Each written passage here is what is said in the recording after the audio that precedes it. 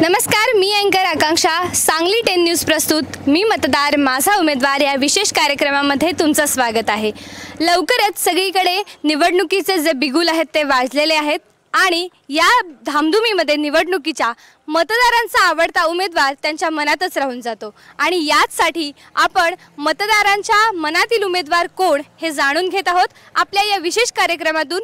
मी मतदार माझा उमेदवार वाळवा इस्लामपूर मतदारसंघातील वेगवेगळ्या गावी आपण जात आहोत आणि तेथील जी मतदार ग्रामस्थांची भावना आहे जाणून घेत आहोत। आणि आता आपण आलेलो आहोत वाळवा इस्लामपूर मतदारसंघातील बावची या गावी आणि येथील मतदार ग्रामस्थांशी आपण संवाद साधणार आहोत आपल्या या विशेष कार्यक्रमातून। मी मतदार माझा उमेदवार, चला पाहूया। नमस्कार, संजय जाधव। काय करता तुम्ही? मी स्टॅम्प वेंडर आहे। बर, सध्या आपण बघतोय की ज्या निवडणुका आहेत त्या जाहीर झालेल्या आहेत, त्या पद्धतीने तुम्ही वाळवा इस्लामपूर मतदारसंघाकडे कशा पद्धतीने बघताय? जयंतराव पाटलांच्या माध्यमातून या तालुक्याचा विकास या ठिकाणी गेल्या 7 पंचवार्षिक इलेक्शनमध्ये या ठिकाणी झालेला आहे। या बावची गावचा विकास इरिगेशन स्कीम असेल, शैक्षणिक संस्था असतील, या माध्यमातून या गावाचा विकास साधण्याचं काम वेळोवेळी बापूंच्या नेतृत्वाखाली जयंत पाटील साहेबांनी या ठिकाणी केलेलं आहे। त्यामुळे आमचे एकमेव उमेदवार हे जयंत पाटीलच असतील। बर, कशा पद्धतीने पुढच्या काळामध्ये विकासाची अपेक्षा तुम्ही करताय? जयंत पाटलांच्या माध्यमातून इथून पुढे देखील पाठीमागे जसं विकास झाला त्याच्या दुप्पट गतीनं या ठिकाणी विकासाची गंगा साहेब या ठिकाणी या तालुक्यामध्ये आणल्याशिवाय गप्प बसणार नाहीत। धन्यवाद, आपण पुढे जाणार आहोत। नमस्कार।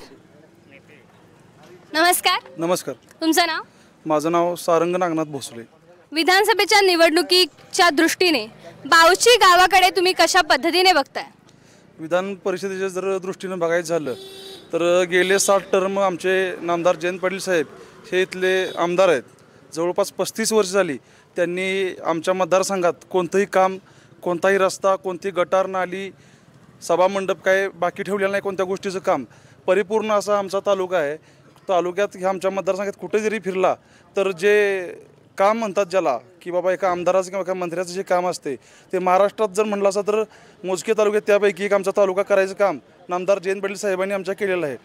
त्याचबरोबर ज्या शेतकऱ्यांसाठी सोयीसुविधा असतील त्या उपलब्ध करून देणे आणि आपल्या राजाराम बापू कारखान्यामार्फत कारखान्याचे आमचे चेअरमन प्रतीकदादा पाटील यांच्या मार्गदर्शनाखाली बऱ्याच गोष्टी इथं शेतकऱ्यांसाठी ते राबवत असतात, जेणेकरून ड्रोननं फवारणी असू दे, एकदम अल्प दरात औषध फवारणी ड्रोनच्या साहाय्याने करून देणे म्हणा, किंवा गोरगरीब व्यक्तींना त्यांच्या सुविधा उपलब्ध करून देणे, शैक्षणिक क्षेत्रात म्हणलं असं तर विद्यार्थ्यांना सवलती निर्माण करून देणे, तसेच त्यांना प्रोत्साहन देणे, हे काम पण आमचे मार्गदर्शक जयंत पाटील साहेब त्यांच्या नेतृत्वाखाली प्रतीकदादा पाटील चेअरमन आमच्या कारखान्याचे यांच्यामार्फत होत आहे।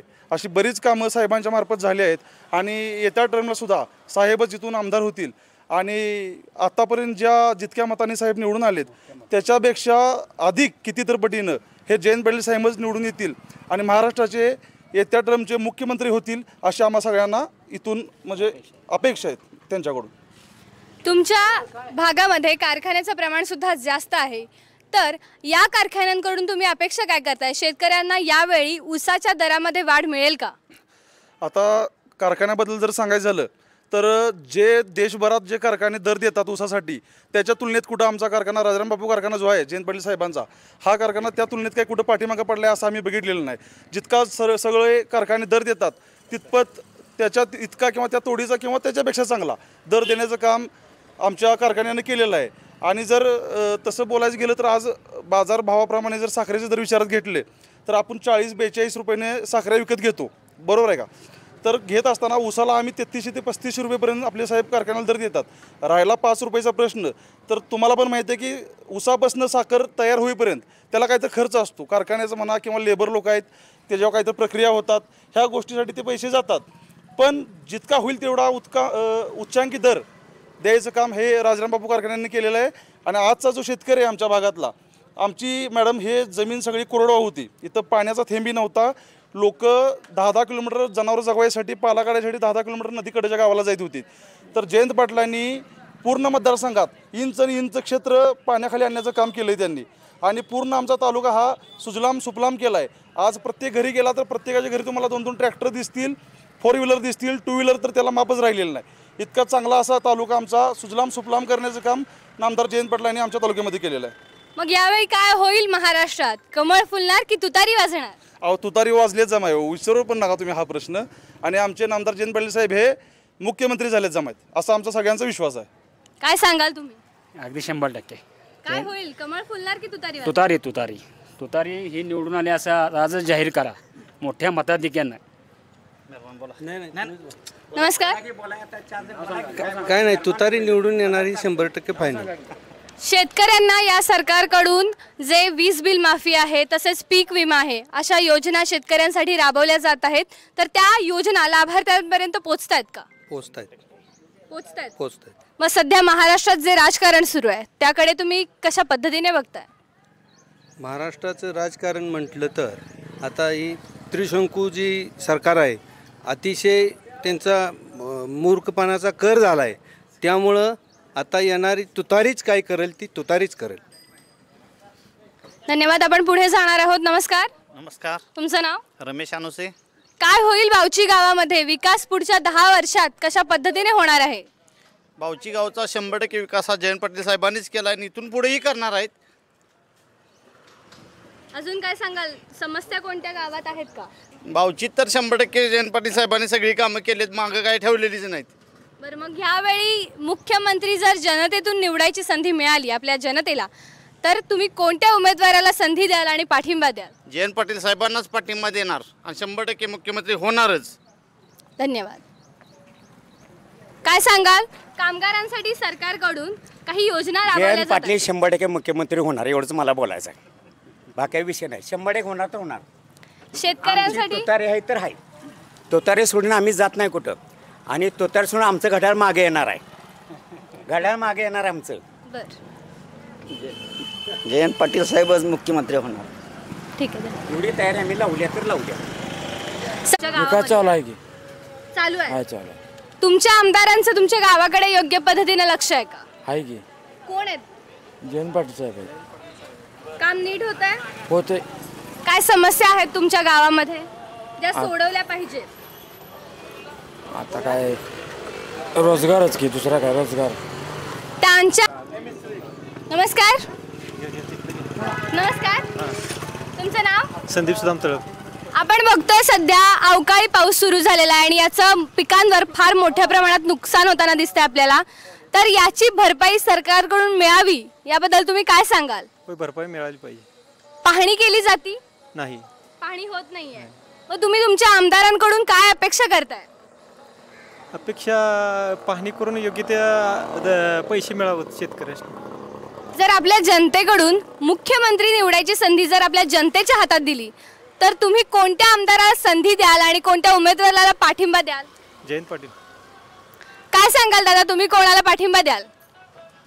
नंतर ठरवू। मुख्यमंत्री राज ठाकरे। नाही, राज काय ठाकरे। सांगाल? राज ठाकरे। राष्ट्रवादी जयंत पाटील साहेब। नमस्कार काका। काय बोला? तुमचं नाव? वीरसिंग पाटील।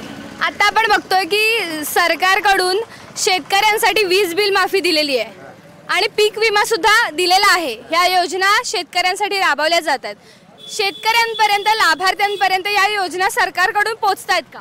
पोचते, त्यासाठी चाललाय प्रयत्न। 50 गुंठ्याला 50 रुपये प्रमाणे पीक विमा आलेला आहे कुठला सरकारकडनं, पण अजून काय हातात आलेलं नाही। पण ह्या सगळ्या योजना चालू आहेत, ह्या तुमच्या लाडक्या बहीण अमकं तमकं ह्या असून तुम्ही ठिबकचं 2-2 वर्ष झालेत पैसे दिलेत का? 2 वर्ष झालं ठिबकचं अनुदान नाही, त्यासाठी काहीसुद्धा हे नाही, शेतकऱ्याकडे लक्ष नाही। बाकीच्या योजनाकडे तुमचं लक्ष आहे, पण शेतकऱ्याला जे ठिबकचं अनुदान मिळणार आहे हे 80% मिळेल, हे मिळेल, काहीसुद्धा मिळालं नाही, तर पुढे सुद्धा मिळाले। याच गावचे तुम्ही? होय। गावात विकासाची कामं होत आहेत का? कामात काय आहे, चालूच आहे, हाय विकास चालूच आहेत। हा, पण मागच्या 20-30 वर्षांमध्ये गावात विकासाची कामं झालेली आहेत का थांबलेली आहेत? हाय ही चालू आहे, हाय आहे हेच चालू आहे। आहे। मग ह्यावेळी मुख्यमंत्री पदासाठी तुम्ही कोणाला पाठिंबा द्याल? आत्ताच सांगता येणार नाही मला तसं। सांगता येणार नाही। होय। मग या पुढे जाऊया। नमस्कार, सध्या आपण बघतोय महाराष्ट्रात जे राजकारण सुरू आहे, पहिलं तुमचं नाव सांगा. प्रकाश गवळी. सध्या आपण बघतोय की महाराष्ट्रात जे राजकारण सुरू आहे त्याकडे तुम्ही कशा पद्धतीने बघताय, काय मत आहे त्यावर? राजकारण काय त्यांच्यातच वरल्यावर चालले ते इकडे आमच्याकडे लक्ष नाही ला गरिबांच्याकडे. मग त्यासाठी सरकारनं काय करावं अशी तुमची इच्छा आहे? सरकारनं तळागाळातल्या लोकांच्यासाठी काहीतरी केलं पाहिजे. कामगारांसाठी कामगारांच्या ज्या योजना आहेत, बऱ्याच योजना कामगारांसाठी दिलेल्या आहेत, पण त्या लाभार्थ्यांपर्यंत पोहोचतायत का? पोहोचत नाही आहेत. नाही नाही पोहोचत. लाडक्या बहिणीचे पैसे तुमच्या घरात आलेत? हा आलेत. आलेत. आलेत. तुमच्या गावामध्ये तुमच्या उमेदवाराचं लक्ष आहे का, आमदारांचं? तसं वेळ तर लक्ष नाही आहे. नाही आहे. बरं, मग तुम्ही काय अपेक्षा करताय विकासाची पुढच्या 10 वर्षामध्ये? विकास अजून तीव्र गतीने चालला पाहिजे. चालला पाहिजे. ओके, धन्यवाद. आपण पुढे जाऊया. नमस्कार, आपण सध्या आहोत बावची गावामध्ये. नमस्कार. नमस्कार. तुमचं नाव? संजय पाटील. कुठल्या गावचे तुम्ही? बावचीचे. बावचीचा विकास कशा पद्धतीने सुरू आहे सध्या? चांगला आहे, विकास चांगला आहे. चांगला होतोय. होय. विकासाची कामं होत आहेत की. मग यावेळी कमळ फुलणार का तुतारी वाजणार? काम करणार चालणार सगळं. काम करायला तिथंच चालणार. हां. तुमच्या उमेदवाराचं तुमच्या बावचीकडे लक्ष आहे का? आहे की. आहे. योग्य पद्धतीने विकासाची कामं होत आहेत? होत आहेत. नमस्कार. तुमचं नाव? महादेव मारुती तळप. आता सध्या शेतकऱ्यांसाठी सरकारने काही योजना दिलेल्या आहेत. पीक विमा असेल, वीज बिल माफी असेल, तर त्या योजना शेतकऱ्यांपर्यंत पोहोचत आहेत का? काही पोचत नाहीत. पोहोचत नाही. होय. मग काय सांगाल तुम्ही सरकारला? काय नाही, ते योजना आधी पहिल्या पूर्ण केल्या पाहिजे तेवढ्या. शेतकऱ्यांना जो अवकाळी पाऊस पडतोय शेतामध्ये, तर पिकाचं नुकसान मोठ्या प्रमाणात होत आहे, तर त्याची भरपाईसाठी पाहणीसाठी लोक येतात, पण पाहणीनंतर प्रक्रिया होतीये का? प्रक्रिया होत नाही, येत नाहीत. पाहणीला पण येत नाही. नाही. मग तुमच्या आमदारांचं तुमच्या गावाकडे लक्ष आहे का? आहे. आहे पण म्हणताय, पण मग लक्ष आहे की, पण बाकीचे अधिकारी ते हे येत नाहीत ना, अधिकारी ते येत नाहीत ना बघा लवकर. मग तुम्ही काय सांगाल काय त्यांना? त्यांनी लवकरात लवकर पंचनामे करावेत. पंचनामे करावे. जर आपल्या जनतेतून मुख्यमंत्री निवडायची संधी मिळाली तर कोणत्या उमेदवाराला तुम्ही संधी द्याल? ते निवडणूक झाल्यानंतर त्यावेळेला ते होणार. आता काय त्याला उपयोग नाही. उपयोग नाही. पण मग संधी देण्यासाठी आपल्याला पर्याय असतोच ना. आहे की. मग काय सांगाल? काय नाही, महाविकास आघाडीचा मुख्यमंत्री व्हावा. महाविकास आघाडी. धन्यवाद. तुमचं नाव? शरद कांबळे. तुम्ही तुमच्या गावाकडे कशा पद्धतीने बघताय? गावामध्ये काय होईल असं वाटतं तुम्हाला या विधानसभेच्या निवडणुकीत? गावाची प्रगती होईल. प्रगती होईल. होईल. पण योग्य उमेदवार जर निवडला तरच गावाची प्रगती होईल, तर त्याबद्दल तुमचं काय मत आहे? त्याबद्दल म्हणजे योग्य पद्धतीनं कामं ज्यांनी केले त्यांनाच निवडून दिलं जाईल ना. आतापर्यंत विकासाच्या कामांमध्ये अग्रेसर कोण आहे तुमच्या गावात? जयंत पाटील. कामं चांगल्या पद्धतीने होतात का? हो. रस्ता असेल, वीज असेल, या सगळ्या गोष्टींच्या ज्या सोयी आहेत, ज्या मिळाल्या पाहिजेत, त्या मिळतात का? मिळतात. मग ह्यावेळी काय होईल? तुतारी वाजणार की कमळ फुलणार? तुतारी वाजणार. ठीक आहे, धन्यवाद. आपण पुढे जाऊया.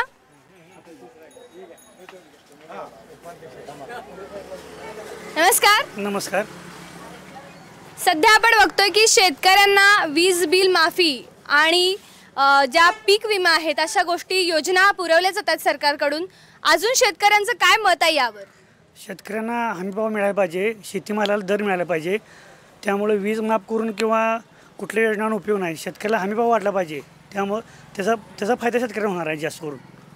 तुमच्या आजूबाजूच्या परिसरामध्ये कारखान्यांची संख्या थोडीशी जास्त आहे, तर याच्याकडे तुम्ही कशा पद्धतीने बघताय? यावेळी ऊसाला दर मिळेल का चांगला? ऊसाला दर यावेळी चांगला मिळेल असं वाटतं आम्हाला. आपल्या इथं राजरामबापू कारखाना चांगल्या पद्धतीने ऊस गाळप करतो, त्यामुळे शेतकऱ्यांचा ऊस टायमात जातो. त्यामुळे कारखाना सर्व चालू राहणं महत्त्वाचं आहे शेतकरी दृष्टीने. मग तुमच्या गावातून कोणत्या उमेदवाराला तुम्ही पुढच्या विकासासाठी संधी द्याल? आमच्या बावची गावामध्ये आत्तापर्यंत विकास आमदार जयंत पाटील साहेबांनीच केलेला आहे. इथून पुढं पण त्यांनाच आम्ही बावची गाव साथ देईल आणि भविष्यात ते मुख्यमंत्री व्हावे अशी आमची अपेक्षा आहे. गावातून बावची गाव हे साहेबांसाठी कायमच आदर्श राहिलेलं आहे आणि गावातून जास्त मतदान हे साहेबांनाच जयंत पाटील साहेबांनाच होतं बावची गावला. मग यावेळी कमळ फुलणार का? कमळ कधीच फुलणार नाही बावची गावामध्ये. यावेळी तुतारीच वाजणार. ओके, धन्यवाद. आपण पुढे जाऊया. नमस्कार. नमस्कार. तुमचं नाव? राहुल सूर्यवंशी. तुमच्या भागातील कारखान्यांची संख्या जास्त असल्यामुळे रोजगाराची संधी सुद्धा उपलब्ध होईल असं वाटतंय, पण याकडे तुमच्या आमदारांनी कशा पद्धतीने बघावं आणि रोजगार कशा पद्धतीने पुरवावा असं तुम्हाला वाटतंय? आता रोजगाराचा विषय कसा आहे, कॉन्ट्रॅक्ट पद्धत चालू आहे, त्यामुळे काही कामही मिळतेच प्रत्येकाला. तिथे जाऊन पगार परवडला पाहिजे. कामगारांना पण ते येणं जाणं हे सगळ्या गोष्टी आहेत, त्या सगळ्या व्यवस्थित पगार दिला तर करतील कामगार काम. मग यावेळी तुमच्या गावात काय होईल, महाराष्ट्रात काय होईल? तुतारी वाजणार की कमळ फुलणार? तुतारी वाजणार. तुतारी वाजणार. चला आपण अजून गावकऱ्यांच्या प्रतिक्रिया जाणून घेऊया. नमस्कार. नमस्कार. तुमचं नाव? विलास रामचंद्र मोरे. सरकारकडून ज्येष्ठ नागरिकांसाठी मोफत बसने प्रवास असेल किंवा पेन्शन योजना आहेत या राबवल्या जातात, पण त्या तुमच्यापर्यंत येतात का? अहो आता 3 महिने झाले पेन्शन नाही. ही बघा रोज हेल्पाटा घालतोय बँकेत, मिळत नाहीये पेन्शन. नाही. मग तुम्ही काय अपेक्षा करता या विधान? काय आम्हाला रानातलं काम होत नाही, काय नाही. हाय असं तुमच्याकडनं आणायचं आणि खायचं मागून. विधानसभेच्या निवडणुकीमध्ये कोणत्या आमदाराला तुम्ही संधी द्याल तुमची कामं करण्यासाठी? जयंत पाटील करतील ते असं वाटतं तुम्हाला? 100% त्यांनीच हे आम्हाला दिले. त्यांनीच दिलंय. हो. पण मग शेतकऱ्यांना हमी भाव असेल किंवा ऊसाच्या दराची जी शंका शेती नाही, काही नाही. नाहीये. नाही काही नाही. मग यावेळी काय होईल? तुतारी वाजेल की कमळ फुलणार? आमदारच आमचा जयंत पाटीलच. धन्यवाद. आपण पुढे जाऊया आणि पुढे बघणारच आहोत अजून प्रतिक्रिया. नमस्कार. हॅलो, काय तुमचं नाव? सुनीता अशोक जाधव. आता आपण ऐकलं की सगळीकडे निवडणुका त्या जाहीर होणार आहेत, बरोबर? लाडक्या बहिणीचे सरकारकडून पैसे मिळालेत का तुम्हाला? नाही. बातम्या बघता? आता आपण ऐकतोय की महिलांवर अत्याचाराचं जे प्रमाण आहे ते वाढलेलं आहे. बलात्काराच्या ज्या गोष्टी झालेल्या आहेत आतापर्यंत आपण ऐकत आलेलो आहोत. नाही, पण आपण ऐकतोच ना टीव्हीवर काय चाललंय ते. त्याबद्दल तुमचं काय मत आहे? काय सांगाल सरकारला? सरकारला सांगायचं तसल्यासनी फाशीची शिक्षा द्यायचं, तसल्यासनी कशाला सोडायचं. लहान मुली जात्यात, बायका जात्यात, कुठे हिंडायचं फिरायचं काय सोय राहिलेलं आहे आता? अजिबात नाही. शिक्षा कशा पद्धतीने द्यावी त्यांना? शिक्षा फाशीची शिक्षाच द्यायचं त्यांनासनी, अजिबात रिकाम सोडायचं नाही. कुठल्या तुम्ही आता भरतीच्या परीक्षा ज्या देता याच्यामध्ये बऱ्याच वेळेला पेपरमध्ये किंवा तुमच्या ग्राउंडमध्ये अडचणी येत असतात, ग्राउंड पुढे जातं पावसामुळे असेल तर, यासाठी तुम्ही सरकारकडे काय मागणी कराल? काय नाही, फक्त पेपर लीक होणे ही एवढंच अपेक्षा आहेत आणि ग्राउंड बाबतीत काही नाही. ग्राउंड व्यवस्थित हे होतं, फक्त पेपरही लीक होतात, तेच फक्त लीक होणे पेपर एवढंच. कुठल्या गावचे? याच गावातले तुम्ही? होय होय, याच गावात. तुम्ही तुमच्या आमदार म्हणून पुढच्या विधान वोटिंग करता ना? नाही, वोटिंग नाही. वोटिंग करत नाही अजून. सध्या महाराष्ट्रात जे राजकारण सुरू आहे त्याबद्दल? आत्ताचं हे राजकारण बघितलं तर एकदम खालच्या लेवलला गेलेलं आहे. राजकारणात काय अर्थ नाही आता, असं माझ्या दृष्टिकोनावर वाटतं. काय सांगाल अजून? ते खालच्या दराला गेलेलं आहे हे राजकारण. मग जर आपल्या जनतेतून मुख्यमंत्री निवडायची संधी मिळाली तर कोणत्या उमेदवाराला संधी द्याल? आता काय हाय चांगलेच आहेत, चालू आहे ते चांगलेच आहेत. आता काय मुख्यमंत्री म्हणून कोणाला संधी द्याल आता? हां, तसं काय सांगता येणार नाही. ते महाराष्ट्रात काय होईल यावेळी? कमळ फुलणार की तुतारी वाजणार? तुतारी वाजण्याची शक्यता आहे. शक्यता आहे. आहे. ठीक आहे, आपण पुढे जाऊया. नमस्कार आजोबा. नमस्कार. तुमचं नाव? माझं नाव प्रताप यशवंत वायदर्डी. शेतीच्या दृष्टिकोनातून सरकारकडून काही योजना दिलेल्या आहेत, तर त्या योजना शेतकऱ्यांपर्यंत पोहोचतायत का? काय थोडं बहुत पोचलेले आहेत, काय थोडं बहुत नाही. 25% पोचलेले आहेत, 75% नाही. गावात योग्य पद्धतीने विकास सुरू आहे? नाही, अजिबात नाही. अजिबात नाही. नाही. काय बघताय, काय विचार करताय मग यावेळी काय होईल? कमळ फुलणार की तुतारी वाजणार? तुतारी वाजेल. तुतारी वाजेल. ठीक आहे, आपण पुढे जाणार आहोत. अरे मास्टरांनी पैसे द्यायला पाहिजे की नाही सरकार? तेच सांगा तुम्ही सरकारला कशा पद्धतीने तुम्हाला काय मिळालं पाहिजे? पेन्शन मिळते का तुम्हाला? नाही मिळत. मिळत नाही. नाही. मग सरकारला कशा पद्धतीने सांगाल, काय सांगाल सरकारला तुम्ही? काय सांगायचं, देत नाही ती. मोफत बसने प्रवास करा असं सांगितलंय ज्येष्ठ नागरिकांना, केलाय कधी? केला की हो, ते भरलंय आता बरीच झालं, अजून पैसे नाही आले नाहीत. आले.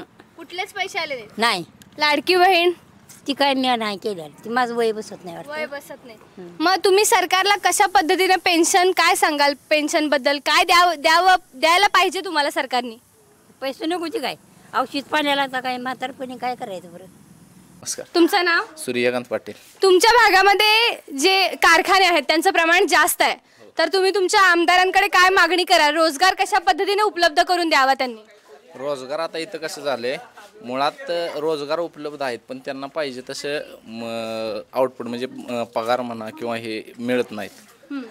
मग पगार वाढवून म्हणा किंवा आणखी आता फॅक्टरी तशा बघितल्या तर इंडस्ट्री काय त्याला म्हणायचे MIDC टाईप म्हणला तर 2च आहेत इथं कंपन्या, आणि कारखाने साखर कारखाने म्हणला तर ते पण 2च आहेत तिथं जवळपास. ह्याच्या व्यतिरिक्त आणखी थोडेफार म्हणजे आणि काहीतरी MIDC आता आष्टेची MIDC मंजूर झालेली इकडे बागानी रोडला, तिकडे जरी अजून इन्व्हेस्टमेंट झाली, चांगल्या कंपन्या आल्या तरी सुद्धा इथं चांगली इन्व्हेस्टमेंट होईल, लोकांना रोजगार भेटून जातील चांगले. बरं, मग ह्यावेळी काय होईल? महाराष्ट्रात कमळ फुलेल की तुतारी वाजणार?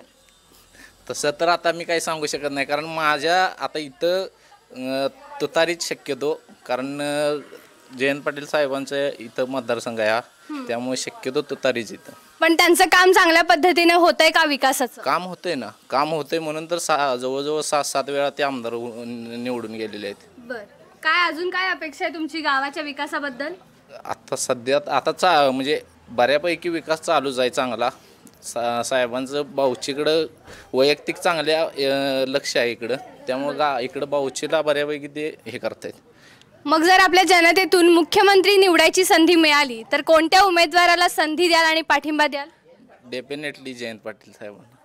धन्यवाद. थँक्यू. आपण आपला हा विशेष कार्यक्रम घेऊन मी मतदार माझा उमेदवार बावची गावात आलो होतो. वाळवा इस्लामपूर मतदारसंघामधील हे गाव आहे आणि आता आपण जाणार आहोत पुढच्या गावी. तोपर्यंत असंच बघत राहा सांगली 10 न्यूज आणि आपल्या चॅनलला सबस्क्राईब करायला विसरू नका. धन्यवाद.